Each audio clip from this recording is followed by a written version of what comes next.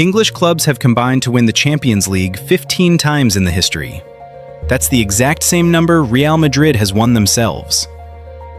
Since 2012, English clubs have only won the Champions League 3 times: Chelsea in 2012 and 2021, and Manchester City in 2023.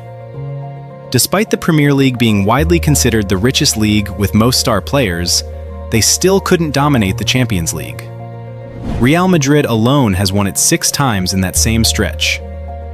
English clubs have also managed only a handful of semi-final and quarter-final finishes each since 2012. Recently, Arsenal reached the 2025-26 Champions League final against PSG, but lost, handing PSG back-to-back titles.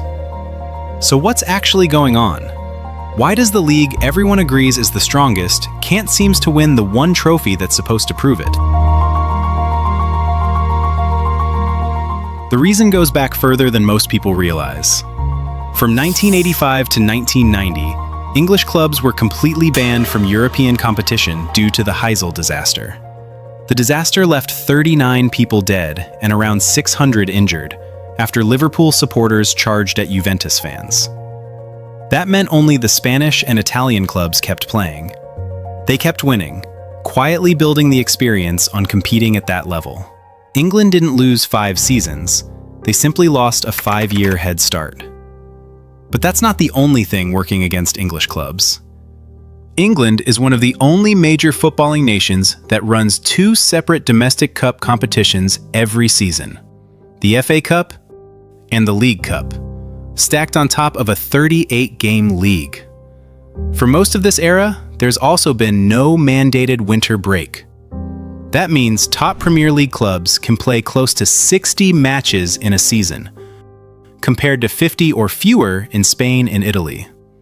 That's a 10-game gap, and it adds up to more injury risk and fatigue before the Champions League even reaches the rounds that matter.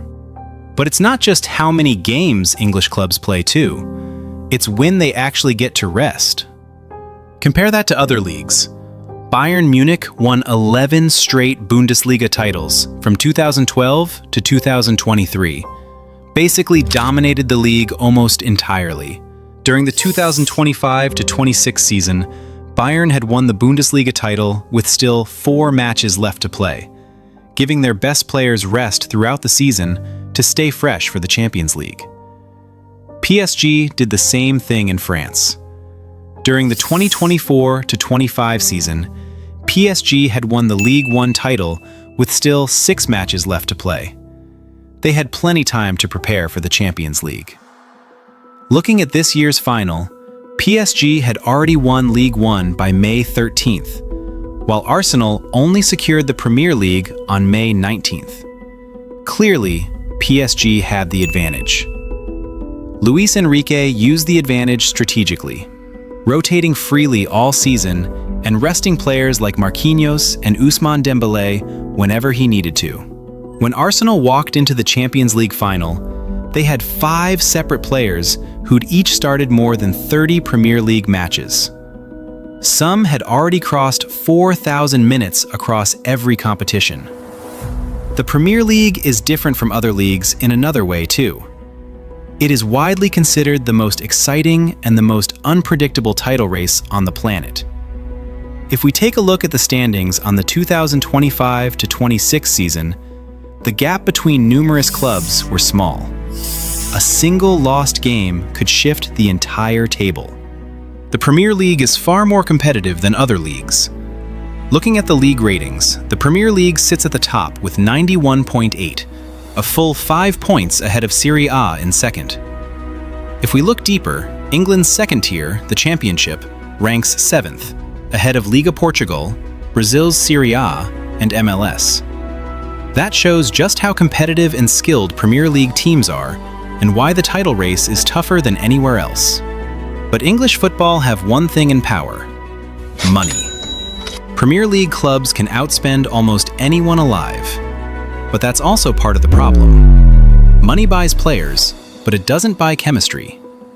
Compare that to other clubs like Real Madrid, who've kept a stable core and a settled identity for nearly a decade at a time. English clubs, by contrast, rebuild their squad aggressively every single season. That means while clubs like Real Madrid plan their entire season around Europe, English clubs rebuilding their spine every summer is often still figuring out their best 11 right as the knockout rounds begin. They also lacked in the squad depth. The understanding and trust between players comes from repetition, from playing the same system together for years.